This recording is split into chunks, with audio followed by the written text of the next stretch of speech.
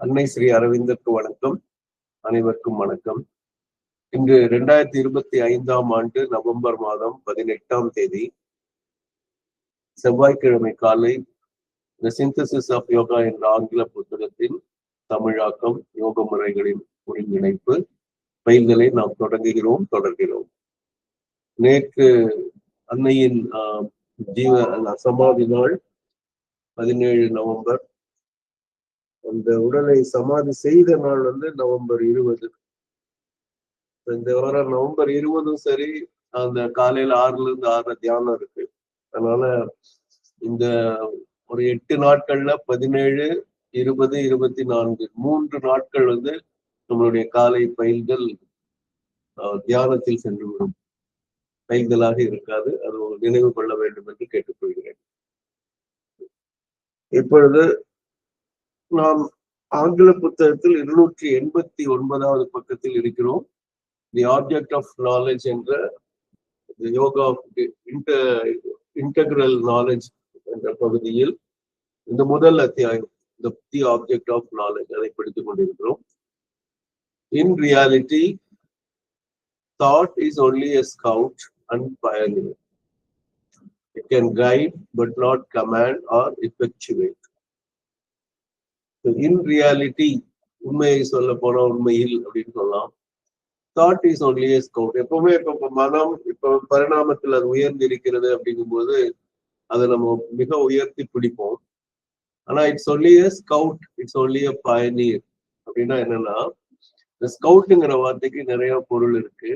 அதை இப்ப பார்ப்போம். ஸ்கவுட்டுங்கிறது நீங்க சாரணர்னு இது பண்ணுவாங்க.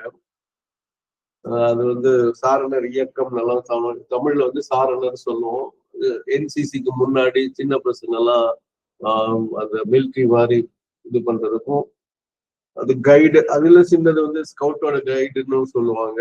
கப்ஸ்ன்னு எல்லாம் சொல்லுவாங்க. இதெல்லாம் கேள்விப்பட்டிருப்பீங்க. ஐயா தேவதாஸ் காந்தி ஐயா, உங்க ஏரியா உங்க பகுதியில இந்த காந்தி மியூசியத்துக்குள்ள ஸ்கவுட்ஸ் கேம்ப் நடத்துறதுக்கு ஏதாவது அவங்க இடம் வச்சிருக்காங்களா? சாரணர் இயக்கம். ஏன்னா பொதுவா சென்னையில இந்த அடையாறு ஆலமரத்துல தியோசாபிக்கல் சொசைட்டின்னு இருக்கும். அங்க இந்த சாரணையர், ஏன்னா கிட்டத்தட்ட உங்களுக்கு எல்லாம் ஒரு செய்தி, போன வெள்ளிக்கிழமை ஐயாவை போய் பார்த்தேன். மதுரையில காந்தி மியூசியம் இடத்துல போய் பார்த்தேன். அங்க இந்த அரிகாமைங்கிறத ஐயா ஒரு பயிற்சி கொடுத்துட்டு இருந்தாங்க. அன்னைக்கு 14th நவம்பர் குழந்தைகள் தினம் அப்படிங்கிறத ஒரு சில குழந்தைகள் அவங்களுடைய பெற்றோர்கள் பெரியவங்க எல்லாம் கூட கத்துக்கிட்டு இருந்தாங்க. யாராவது ஒரிகாமி கத்துக்கணும்னா ஐயா கிட்ட போய் கத்துக்கலாம். மிகச்சிறப்பா அது ஒரு ஜாப்பனீஸ் காகித கலைன்னு சொல்லலாம். காகித ஓவிய கலை மாதிரி அது ஒரு கலை. ஒரே நிமிஷம்.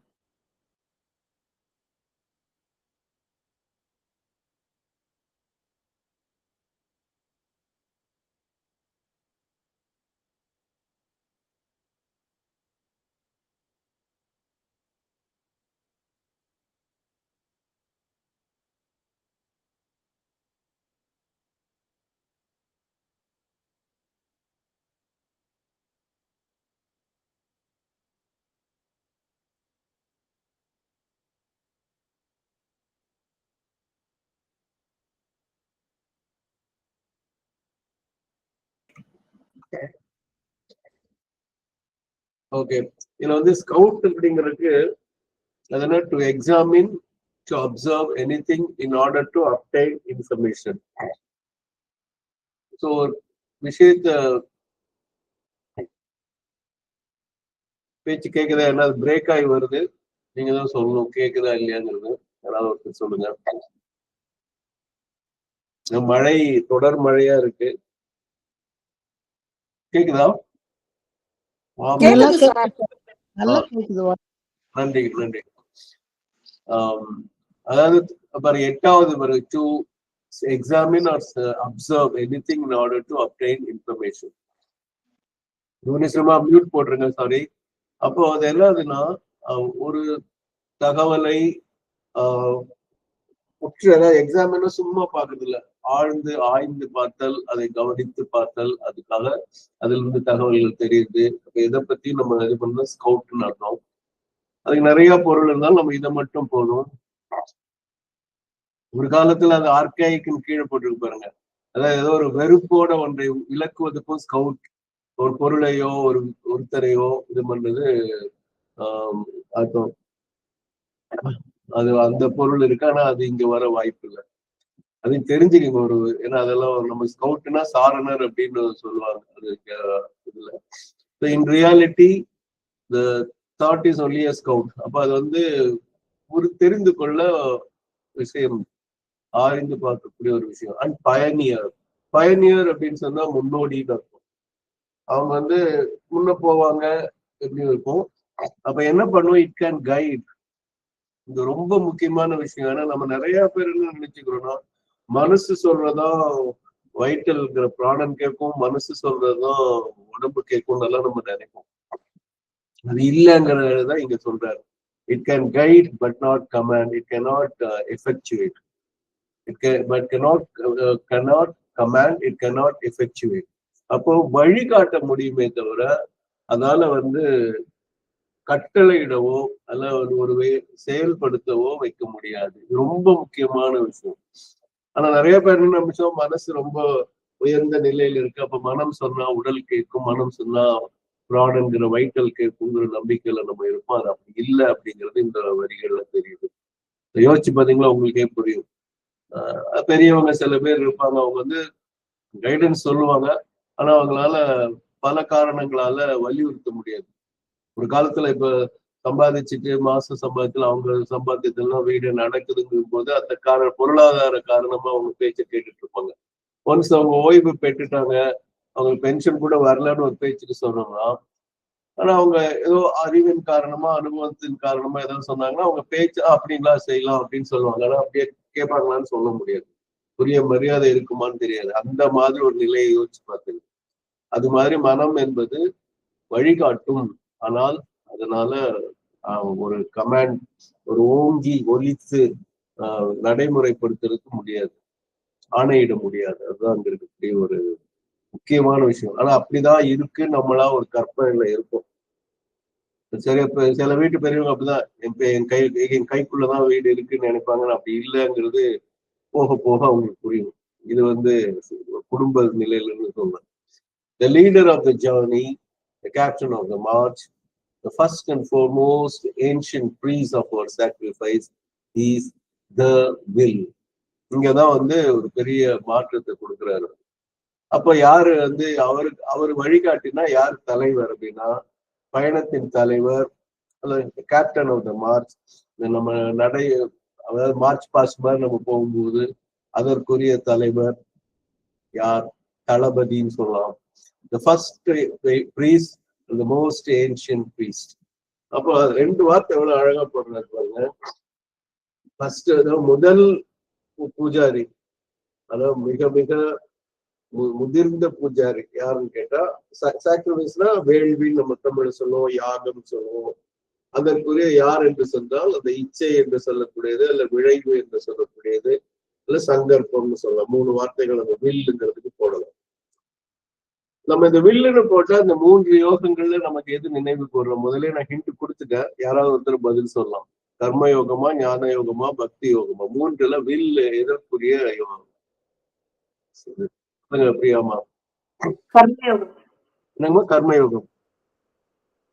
மிக சரியான பதில். அதாவது நம்ம இதுல செயல் வழி யோகம் போட்டிருப்போம் நம்ம தமிழ் நூல்ல. சரியான பதில். ஏன்னா அந்த விளைவு, இச்சை, சங்கற்பம் இருந்தாதான் ஒரு வேலையை நம்ம செய்ய முடியும். இன்னைக்கு காலையில 6 மணிக்கு நம்ம துவங்கி இந்த பயிற்சியை நான் செய்யணும், பயில்களை தொடரணும் அப்படின்னா அந்த முடிவு இருந்தாதான் அதை செய்யவே முடியும். என்ன வேணா பண்ணலாம், எப்ப வேணா பண்ணலாம், இல்ல பண்ணாட்டி பரவாயில்லங்கிற மாதிரி ஒரு நினைவு இருந்ததுன்னா செய்யவே மாட்டோம். அது ஏன்னா அது பிசிக்கல்குரியது, அதை ஞாபகம் வச்சுக்கோங்க. அப்போ அந்த சங்கற்பம் என்பதுதான் பயணத்தின் தலைவர், சங்கற்பம் என்பதுதான் தளபதி, சங்கற்பம் தான் முதலும் மிக முதிர்ந்த ஒரு பூசை செய்பவர் அவர்தான் அப்படின்னு சொல்லணும். This will is not the wish of the heart. இங்க ரொம்ப முக்கியம். நம்ம ஹார்ட் வைட்டலுக்குரியது, அது பக்தி யோகத்துக்குரியது. இப்ப 289 பக்கத்தை முடிச்சுட்டு 290 நுழையிடும், மறந்துடாதீங்க. This will is not the wish of the heart or the demand of preference of the mind to which we often give the name. இதுதான் நம்ம பண்ற தப்புங்கிறத நம்ம முதல்லயே சொன்னோம். ஏன்னா நம்ம எப்பவுமே அது வைட்டலுக்கு கொடுக்கணும். முடிவை வந்து வைட்டல் தான் பண்ணுதுன்னு நினைப்போம், இல்லை மைண்ட் பண்ணுதுன்னு நினைப்போம். அதுக்கு அதை என்ன சொல்றாரு Sri அரவிந்தர்னா, the will is not the wish of the heart. அப்போ இதயத்தின் ஒரு ஆசை அல்ல. சந்தர்ப்பம் என்பது இதயத்தின் ஒரு ஆசை அல்ல, பிராணனின் ஒரு ஆசை அல்ல. அப்புறம் the will is not the demand of the mind.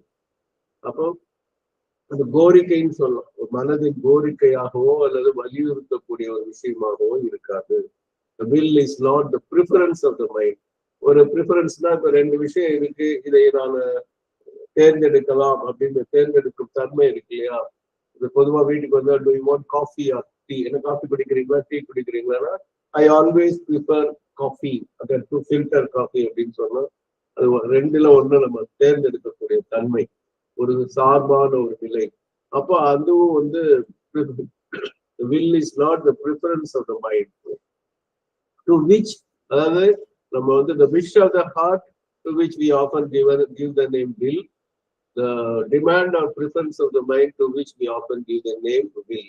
அப்ப ரெண்டுக்குமே நம்ம இது எல்லாத்துக்குமே நம்ம வில்லுன்னு தான் பேர் சொல்றோம், சங்கல்பம் தான் சொல்றோம். நம்ம மனம் அந்த இதயம் ஆசைப்பட்டு அதுதான் சங்கல்பம் சொல்லுவோம். மனம் சொல்லக்கூடிய வேண்டுகோளையோ இல்லையோ கோரிக்கையோ வலியுறுத்தி சொல்றதையோ இல்ல தேர்ந்தெடுத்து சொல்றது எல்லாத்தையுமே சங்கல்பம் நம்ம பேர் தப்பா கொடுத்துருவோம் அப்படின்னு சொல்றதுதான் ஸ்ரீ அரவிந்தருடைய கருத்து.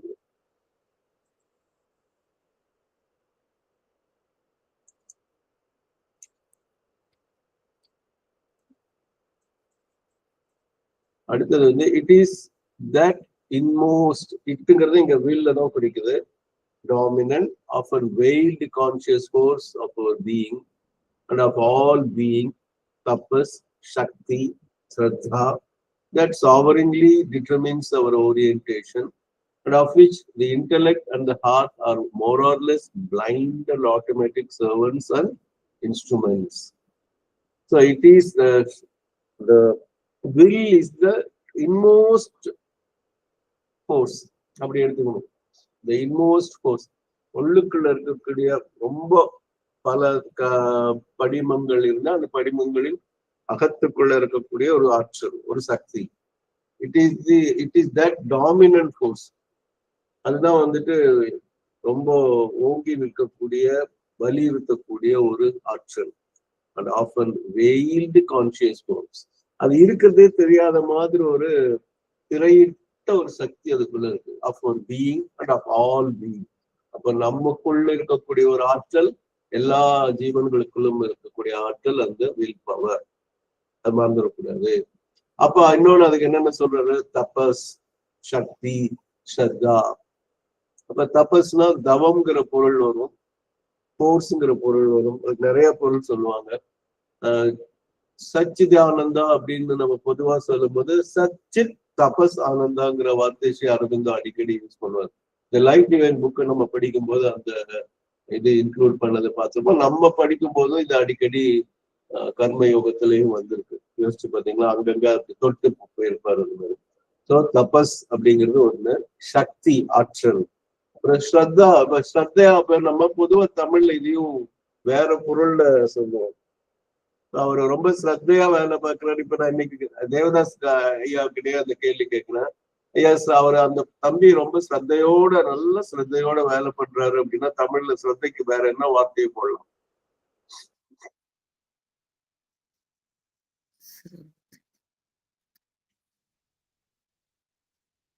வேற யாராவது பதில் சொல்லலாம்? தமிழ்ல பொதுவான அர்த்தம், உண்மையான அர்த்தத்தை நான் கேட்கலாம். சுந்தாமா இல்ல புவனேஸ்வரி அம்மா, யாராவது சொல்லுங்க. ஸ்ரத்தை என்பதற்கு தமிழ் சொல் சொல்லுங்க சுந்தாமா. டெடிகேட்டட் ரைட்டா இருக்குமா? அர்ப்பணிக்கப்பட்ட. அந்த அப்படி சொல்லலாம். அவன் ரொம்ப ஸ்ரத்தை எடுத்துட்டு செய்யறான் அப்படின்னு நம்ம பொதுவா சொல்லுவோம். அந்த வேலையை அவன் செஞ்சான்னா அவன் ரொம்ப ஸ்ரத்தையோட செய்வான் அப்படின்னா அதுக்கு என்ன அர்த்தம்?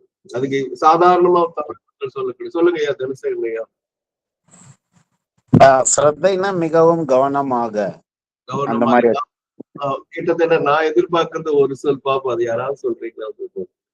புவனேஸ்வரிமா, வேற யார் சொன்னாலும் சரி. கரெக்டா, கவனம்ங்கிறது கரெக்ட், டெடிகேஷன் கரெக்ட், தப்புன்னு சொல்ல. ஆனா சாதாரணமா நம்ம சொல்லக்கூடிய வார்த்தை வேற பொருள். தமிழ் சொல்லா நான் சொல்றேன். சரி, நானே சொல்லிடுறேன். அக்கறைன்னு சொல்லலாம். சொல்லலாமா? ரொம்ப அக்கறையோட ரொம்ப சிரத்தை எடுத்து செய்யறோம் அப்படின்னா ரொம்ப அக்கறையோட அந்த வேலையை செய்யலாங்கிற பொருள்ல தான் தமிழ்ல வருது. நான் சொல்றது சரியா தப்பான்னு மட்டும் யாராவது சொல்லுங்க. இப்ப இந்த பொருள் தானே நம்ம பொதுவா பயன்படுத்துவோம். ஓகே, தனசேனையா, நன்றி. அப்போ எப்படின்னா, ஆனால் உண்மையான பொருள் ஸ்ரத்தாவுக்கு என்னன்னு கேட்டீங்கன்னா நம்பிக்கை அப்படின்னு பேர் வரும். இங்க பாருங்க, இது வந்து நம்ம இப்ப இது ஸ்ரத்தா அப்படின்னு சொன்னா அது இந்த தவசம் கொடுக்கறது கூட ceremony in honour of dead relatives, இது வந்து ஃபர்ஸ்ட் கொடுக்குறாங்க, ஸ்ரத்தா கொடுக்குறாங்க. அதுக்கு எல்லாத்துக்கும் இது பேரு நம்பிக்கை தான். பாருங்க, ட்ரஸ்ட், பிலீவ், வித் ஃபெய்த் எல்லாம் இருக்கு. இங்க இதுல இருந்து ரெகுலர் இது பாத்தீங்கன்னா ஃபெய்த்ங்கிற பொருள் தான் வருது. True, wish, trusting, to make faithful. ஃபெய்த்ஃபுல்லா நம்பிக்கையோடு இருக்கிறது. ரெவரன்ஸ், ஒரு ஒரு மரியாதை, பக்தி கலந்த மரியாதை இருக்கிறதுக்கு ஸ்ரத்தான்னு சொல்லுவோம். ரெஸ்பெக்ட், மரியாதை தான் வருது. பியூரிட்டி, தூய்மை, லாயல்டி, நம்பிக்கை தன்மை. அப்புறம் வந்து ஈவன் பெண்களுக்குரிய மசக்கையை கூட அவங்க சொல்றாங்க போல தெரியுது ஸ்ரத்தாங்கிறது. அது நிறைய வார்த்தைகளுக்கு இன்டிமசி அப்படின்னா ஒரு நெருக்கமானது, இப்படி நிறைய இருக்கே தவிர இங்க எங்கேயுமே அக்கறைங்கிறதுக்கு உண்டான சொல் இல்லை. இல்லையா? ஆனா தமிழ்ல அந்த மாதிரி சொல்லி நிறைய நான் வந்து தமிழை கத்துக் கொடுக்கும் போது தாய்மொழி தமிழ் இல்லாம நான் சமஸ்கிருதம், அடிப்படையா இருக்கக்கூடிய ஹிந்தி, மராட்டி, குஜராத்தி, ஒடியா, பெங்காலி, உங்களுக்கெல்லாம் தமிழ் கத்துக் கொடுக்கும் போது ஒரு சில இது சின்னதா விலகி போனாலும் இது உங்களுக்கு புதுமையா இருக்கும். அதுக்காக நான் சொல்றேன் நானு. அதாவது அங்க இந்த மாதிரி பெஸ்ட் எக்ஸாம்பிள், இப்ப ஸ்ரத்தைங்கிறது நம்ம வந்து அக்கறைங்கிற பொருளை சொல்லுவோம். தமிழ்ல அக்கறைங்கிற பொருள் தான் சொல்லுவோம். ஆனா சமஸ்கிருதத்துல அதோட பொருள் வந்து நம்பிக்கைங்கிறதுல வருது. இப்ப நான் என்னுடைய இது என்னன்னா, அதே மாதிரி பல விஷயங்கள் இருக்கும். ஃபார் எக்ஸாம்பிள், கேவலம் அப்படின்னு நம்ம சொன்னோம்னா யாராவது அதுக்கு பொருள் சொல்லுங்க பார்ப்போம். கேவலம் நான் தமிழ்ல சொன்னா அதுக்கு என்ன அர்த்தம் வரும்?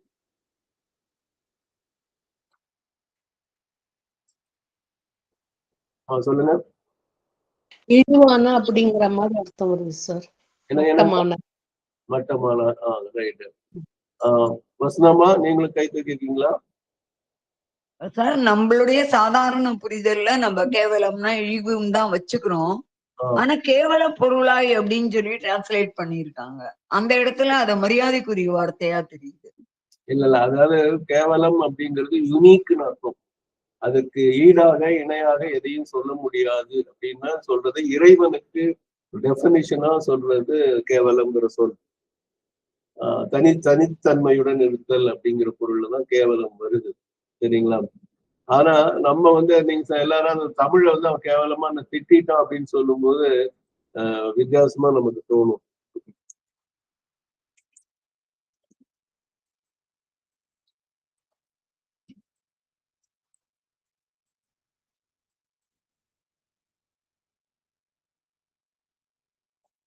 கேவலம் சும்மா, அதாவது கொஞ்சம் மொழிக்காக நான் போறேன். பாருங்க, ஒன்லிங்கிற பொருள் அலோன். கேவல் அப்படின்னா பேர், எதுவும் மற்ற, ஒன்லி அப்படிங்கிற அர்த்தத்துல வருது. அப்ப கேவலம்ங்கிற பொருள் வந்து யூனிக். கேவல், கேட்டகாரிக்கல், அலோன், கேவலம், சிம்பிளி. ஓகே, இந்த பொருள்ல தான் அது வருது. சொல்லுங்க வசனாமா. சார், ஹிந்தியில கேவல் வந்து ஒன்லின்னு தான் யூஸ் பண்றாங்க. அது நான் எனக்கு எப்போ அது முதல் தெரிஞ்சுக்கிட்டேன்னா, அந்த தூர்தர்ஷன் எல்லாம் போய் இந்த அப்ப ஸ்டார் பிளஸ், சன் டிவி கூட வராம ஸ்டார் பிளஸ்ன்னு ஒண்ணு, இந்த கேபிள் டிவின்னு ஒண்ணு வர ஆரம்பிச்சு அது அதெல்லாம் வந்தாரு இருக்கும். அப்ப கேவல் ஸ்டார் பிளஸ் மே அப்படின்னு வரும். அப்ப அது என்னடா கேவலமான ஒரு வார்த்தையை யூஸ் பண்றாங்கன்னு யோசிச்சு பார்த்தா அப்புறம் வந்து ஒன்லி ஸ்டார் பிளஸ் அப்படிங்கிறது அப்புறம் தெரிஞ்சுக்கிட்டேன். ஸோ கேவல்னா ஒன்லி. அப்ப நீங்க வந்து ஆதிசங்கருடைய சில இதுல வந்து ஸ்லோகன்ல அந்த கேவலம் அப்படிங்கிற வார்த்தையே வரும். சங்கரம் அப்படிங்கிற ஒரு பாட்டுல வரும். அப்ப இந்த கேவலம்ங்கிறது ஒன்லிங்கிற அர்த்தத்தை வரும். ஆனா நம்மையே வந்து ஒரு கேவலம் அப்படிங்கிறத இப்ப யாராவது ஊரை விட்டு விலக்கி வச்சுட்டா இல்ல ஜாதி பிரஷ்னம் பண்ணிட்டா அவனை ஒதுக்கி விடுகிறோம் இல்லையா, அவன் தனிப்படுத்தப்படுகிறான், அப்ப அவனை வந்து இழிவுபடுத்திக்கிறோம்ன்ற அந்த ஒரு பொருள்ல நம்ம கொண்டு வந்தோம். அதே மாதிரி இன்னும் 2 இது நம்ம விரைவுல சொல்லிட்டு போயிடும். ஏன்னா இதே சொல்லிட்டு இருந்தா அது மொழி வகுப்பாக மாறிடும். பசு அப்படிங்கிறது தமிழ்ல வந்து வெறும் ஒரு கவ் அப்படிங்கிறது தான் குறிக்கும், பசும்பால் பசு அப்படிங்கிறது. ஆனா இதுல பொதுவா அந்த வடமொழியில பாத்தீங்கன்னா பசு என்ற எந்த ஒரு ஜீவனையும் குறிக்கும். அதனாலதான் இறைவனுக்கு பசுபதி அப்படின்னு, எல்லா ஜீவனுக்கும் தலைவன் அவன் அப்படிங்கிற பொருள்ல அது வரும். அல்ல எந்த விலங்கையும் குறிக்கக்கூடிய சொல்லா பசுங்கிறது வரும். ஆனா நமக்கு வந்து விலங்கு என்றால் அது பசுமாடு தான், பசுமாடு என்றால் அதுதான் விலங்கு. அதுக்குரிய அதுக்கு இடையான ஒரு விலங்கு இல்லை என்றால் பசு என்று சொல்லுவோம். அதே மாதிரி அவசரம் அப்படின்னா நம்ம வந்து வேகமா ஏதாவது ஒண்ணு செய்யறதுக்கு நம்ம அவசரமா போகணும் அப்படின்னு சொல்லுவோம். ஆனா சமஸ்கிருதத்துல அவசரம், ஹிந்தியில எல்லா இடத்துலயுமே, மலையாளத்துல எங்கெல்லாம் அந்த மொழியில பயன்படுத்துறாங்களோ அது வாய்ப்பு அப்படிங்கிற அர்த்தத்துலதான் இருக்கும். அப்ப நம்மள ஏற்கனவே ஒரு காற்றுள்ள போதே பூச்சிக்கள் மாதிரி கிராப் அண்ட் ஆப்பர்ச்சுனிட்டி, வேகமா அப்படின்னு அர்த்தத்துல நம்ம வந்து அவசரம்லாம் வேகம்ங்கிற பொருளை பயன்படுத்துவோம். ரைட்டுங்களா? ஒரே நிமிஷம்.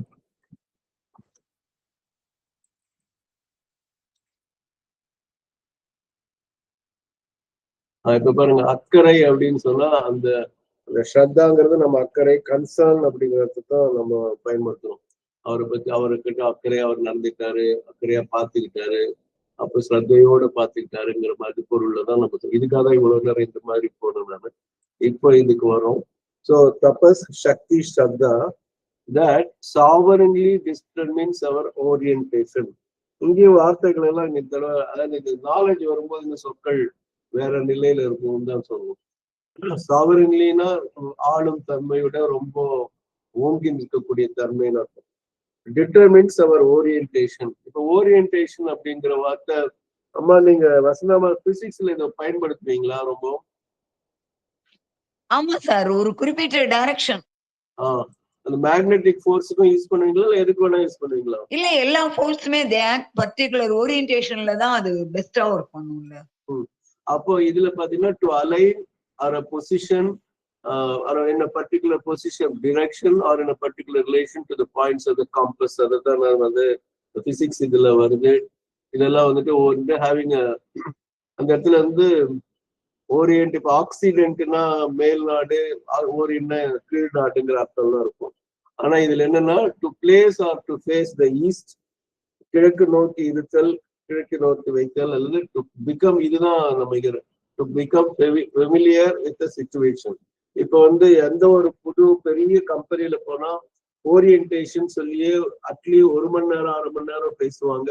இல்லாட்டி 1 வாரம் 1 மாசம் எல்லாம் கூட நடத்துவாங்க. இல்லைன்னா அந்த கம்பெனி எப்படிப்பட்ட கம்பெனி, அது எதை தயாரிக்கிறது, எப்படி மார்க்கெட் பண்ணுறது, எப்படி எல்லா விஷயத்தையும் சொல்லிக் கொடுக்குது, அதை பற்றி ஒரு அறிமுகம் அப்படின்னு சொல்லலாம். அறிமுகம் மட்டும் இல்லை, அதனால அதுக்கப்புறம் தெரிஞ்சுக்கிட்டோம்னா நம்ம அதுல பணியாற்றுதல் மிகச்சிறப்பா இருக்கும். அதனால ஓரியன்டேஷன் அப்படின்னு. இப்போ நான் ஐயா பார்க்க போகும்போது அந்த இதுல வந்து ஒரு இன்ஸ்டிடியூட் ஆஃப் காந்தியன் ஸ்டடீஸ் ஒன்று இருந்துச்சு. அங்க இன்னொரு மிஸ்டர் தேவதாஸ் இருந்தார். அவரு தான் அந்த இன்ஸ்டிடியூட்டுக்கு முதல்வர். அப்ப வந்து அந்த கோர்ஸுக்கு போனோம்னா நம்ம காந்தியம்னா என்ன, அதோட கொள்கை என்ன, அதோட பொருளாதார கொள்கை என்ன அப்படிங்கிறதெல்லாம் வந்து தெரிஞ்சாதான் அந்த பயிற்சியை நம்ம எடுத்துக்க முடியும். அப்ப அதனால அதுக்கு பேர் ஓரியன்டேஷன் அப்படின்னு, to become familiar with the situation அப்படின்னு அதோட பொருள் வருது. ஸோ இப்போ வந்து இந்த வில் மறந்துடக்கூடாது. the will that sovereignly determines our orientation. நம்ம எதை நோக்கி பயணிக்க வேண்டும் என்பதை அது நிர்ணயம் செய்கிறது. அப்படி வருது. அப்புறம் and of which the intellect and the heart are more or less blind servants, blind instruments, or automatic servants or automatic instruments. இங்கதான் இருக்கு விஷயம். அப்ப பாத்தீங்கன்னா நம்ம என்ன நினைக்கிறோம், பிராணன் ரொம்ப வேகமாக செய்யக்கூடியது. இப்ப அடிக்கடி பிராணன்னா என்னன்னு சொல்லியிருக்கேன். நான் வந்து ஒரு சண்டை போடுறோம், ஒரு நாட்டுக்காக போரிடுறோம், இல்ல இப்போ சுதந்திர போராட்ட தியாகினா எதை பத்தியும் சிந்திக்காம அவங்க வந்து சொத்து போனாலும் சரி, உடலுடைய நலம் போனாலும் சரி, அந்தமானுடைய சிறையில எல்லாம் ரொம்ப கஷ்டப்பட்டிருக்கிறதெல்லாம் நம்ம கேள்விப்பட்டிருக்கோம், பல பல கைதிகள் எல்லாம். ஆனா என்னானாலும் சரி, நான் நாட்டு சுதந்திரத்துக்காக போறேங்கிறது நம்ம அடிப்படையில என்ன நினைப்போம், அதோட பிராணனுடைய ஒரு உந்துதல் தான் அப்படின்னு நினைப்போம். இது ஒரு பக்கம். அப்புறம் இன்னொன்னு வந்து நிறைய எழுதணும் இல்லையா, இப்போ அரவிந்தர் இவ்வளவு எழுதியிருக்காரு அப்படிங்கும்போது இந்த மாதிரி இன்டலெக்சுவலா என்ன எழுதினாலும் அறிவின் பால் ஏற்படக்கூடிய ஒரு வழிகாட்டுதல் அதுல வந்து எழுதியிருக்காங்க. ஆனா எல்லாத்துக்கும் அடிப்படையா இருக்கிறது அந்த வில் பவர் என்ற சக்தி தாங்கிறது மறந்துடக்கூடாது. அதுதான் இவங்களை வந்து அப்போ வந்து இந்த மனமானாலும் அந்த அவங்க சுதந்திர போராட்டத்துக்கு பண்ணாலும் அதற்கு அடிப்படை வந்து அந்த வில் தான். சுதந்திரத்துக்காக போராடணுங்கிறது அது பிராணனும் கிடையாது, மைண்டும் கிடையாது. அது பிசிக்கலுக்கு உண்டான பிசிக்கல் மீறின ஒரு வில் பவர் தான் அங்க இது பண்ணுது. ஸோ இன்டெலெக்ட் வந்து ஒரு ஒரு கண்மூடித்தனமான ஒரு சேவகன், கண்மூடித்தனமான ஒரு கருவி, அல்லது ஒரு ஆட்டோமேட்டிக். இப்போ ரோபோட், இப்போ ஏஐன்னு சொல்லணும். இப்போ ஏஐக்கு உண்டான வார்த்தை அதுதான். அது என்னெல்லாம் வச்சு குறுக்கிறத வச்சு அது செய்யும். ஆனா அது ஒரு இன்டெலிஜென்ஸோட செய்யறதா போகும். ஸோ கண்மூடித்தனமான ஒரு சேவகன், அது கண்மூடித்தனமான ஒரு இயந்திரத்தனமான ஒரு கருவி அல்லது சேவகன், இவ்வளவுதான். அதான் நம்ம வந்து இந்த படத்துல கூட பார்த்துருவோம். டிவியை போடு அப்படின்னு சொன்னா அந்த எந்திரன்கிற படத்துல பாத்தீங்கன்னா அந்த டிவி எடுத்து கீழே போட்டு உடைச்சுடும். அப்ப அதுக்கு வந்து இந்த போடுங்கிறதுக்கு வந்து பொருளை வந்து நேரடி பொருள் கொள்ளும். அப்ப கண்மூடித்தனமா தான் செய்யுதுன்னு நம்ம பார்த்துருப்போம். அதே மாதிரி அது வந்து அந்த மாதிரி நிறைய விஷயம் சொல்லலாம்.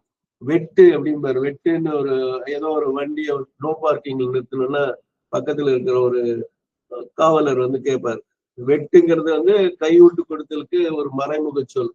ஆனா இவர் என்ன பண்ணுவார், பக்கத்துல இளநீர் வெட்டிட்டு இருக்கிற கத்தையை எடுத்து அவர் கையை வெட்டிடுவார். அதெல்லாம் தான் இந்த பிளைண்ட் ஆட்டோமேட்டிக் சர்வெண்ட் ஒரு இன்ஸ்ட்ருமெண்ட்டுக்கு மிகச்சிறந்த எடுத்துக்காட்டா இருக்கும். அந்த மாதிரி இப்ப வில் பவர் அடிப்படையில் இருக்கும். இது வந்து கண்மூடித்தனமாக போகக்கூடிய தன்மையா இருக்கும். அடுத்தது இது கொஞ்சம் பெரிய சென்டென்ஸ், அது முடிச்சிடற ஒரு நிமிஷம். It is that inmost dominant, often veiled conscious force of our being and of all being, tapas, shakti, shraddha, that sovereignly determines our orientation, and of which the intellect and the heart are more or less blind and automatic servants and instruments. அடுத்தது போலாம்.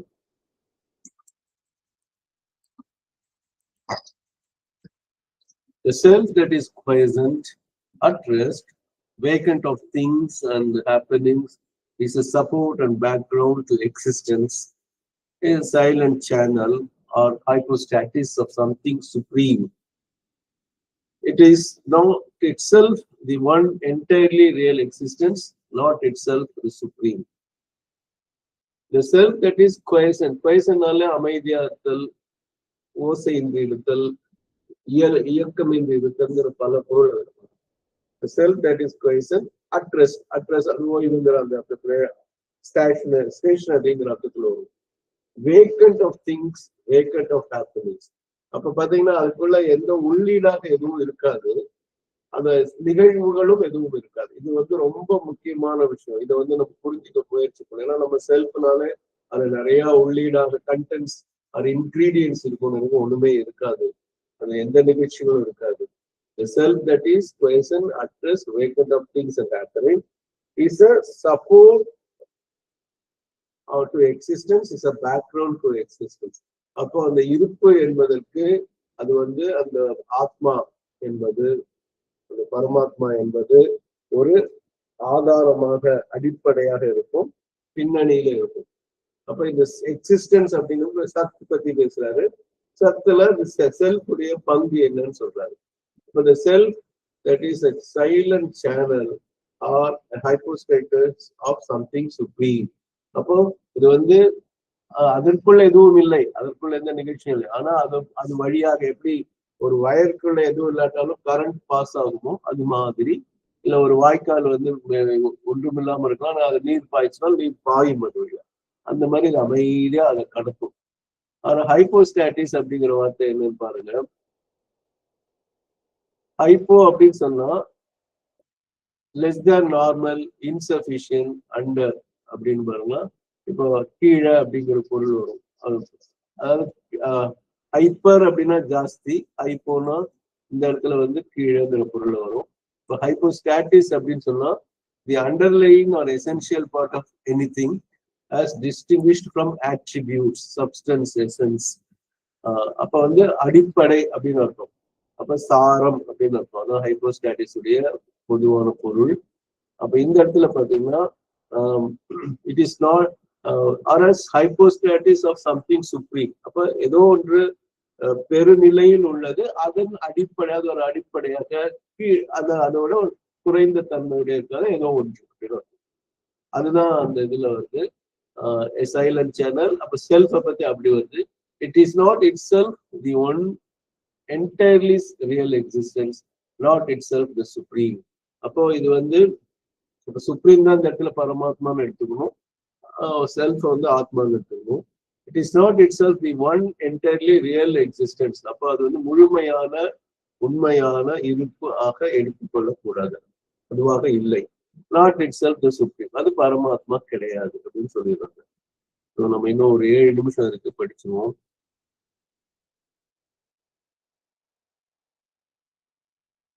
அதுக்கு முன்னாடி பழைய செய்யும் the self that is present at rest, vacant of things and happenings, is a support and background to existence.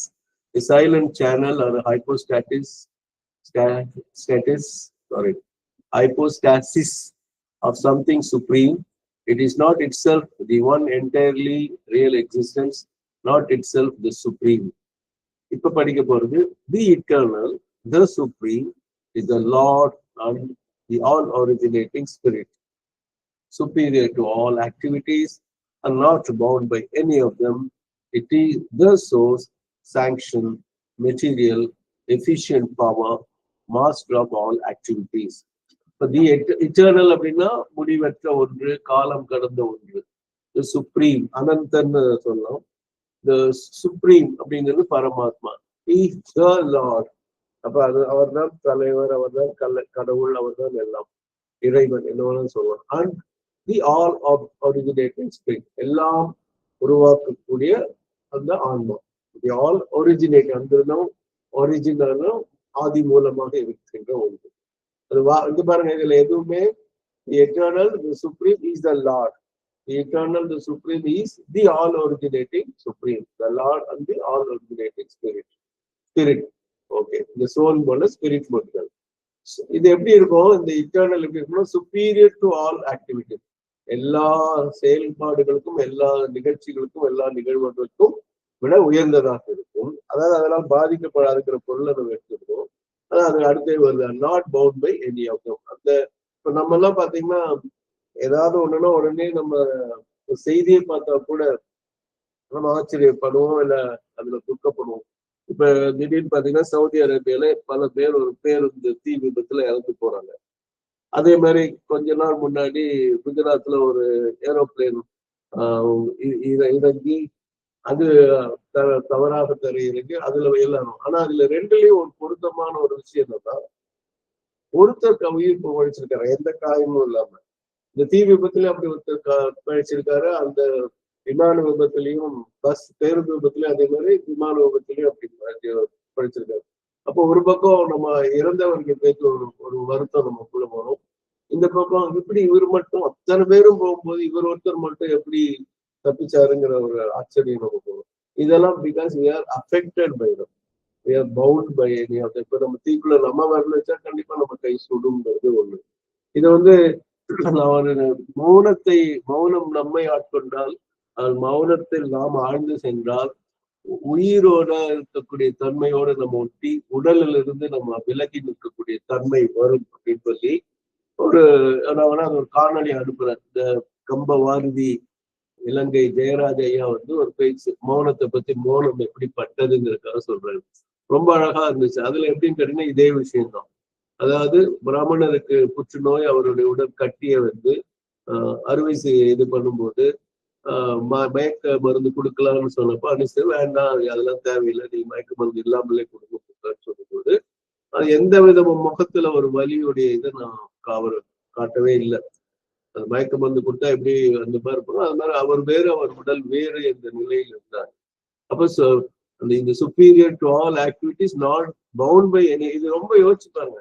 என்னதான் ஞானியாக இருந்தாலும் உடல்ல கத்தி வச்சா ரத்தம் வராம இருக்குமா, வலி வராம இருக்குமாங்கிறது தான் நம்மளுடைய கேள்வியா இருக்கும். ஆனா அந்த நிலையில பாத்தீங்கன்னா superior to all activities are not bound by any of them. It is the source, it is the sanction, it is the source of all activities.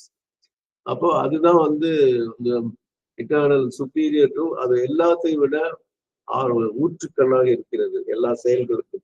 Sanction of all activities, அப்போ வந்து எல்லா செயல்களுக்கும் அதான் அனுமதி அளிக்கிறது. மெட்டீரியல் ஆஃப் ஆல் ஆக்டிவிட்டிஸ், செயல்பாடுகளுக்குரிய அடிப்படை பொருளாக அது இருக்கிறது. Efficient power of all activities, அப்போ அந்த செயல்பாட்டுக்குள்ளேயான தேவையான தகுந்த ஆற்றலாக இருக்கிறது. மாஸ்டர் ஆஃப் ஆல் ஆக்டிவிட்டிஸ், செயல்பாடுகளுக்கு எல்லாம் அதுதான் தலைவராக இருக்கிறது. இதுதான் வந்துட்டு நம்ம வந்து கர்மயோகம் செயல்வழி யோகத்துக்கு அடிப்படையாக நம்ம சொல்லுவோம். ஆனா அந்த பத்தி முடியல, அந்த பத்தி போயிட்டே இருக்கு. ரொம்ப பெரிய பத்தி, ரொம்ப பெரிய சென்டென்ஸ். அப்ப நம்ம அடுத்து இதை வந்து நாளை பார்ப்போம். அதை படிச்ச சென்டென்ஸ் படிச்சு முடிச்சேன்னா, the eternal, the supreme is the Lord and all originating spirit, superior to all activities and not bound by any of them. It is the source, sanction, material, efficient power, master of all activities. இதோட நம்ம இன்றைய the synthesis of yoga, யோக முறைகளின் ஒருங்கிணைப்பின் பயில்களை நிறைவு செய்கிறோம். நாளை காலை நாம் மீண்டும் சந்திப்போம். நன்றி, வணக்கம். அன்னை ஸ்ரீ அரவிந்தருக்கு நன்றி, வணக்கம். அனைவருக்கும் நன்றி, வணக்கம்.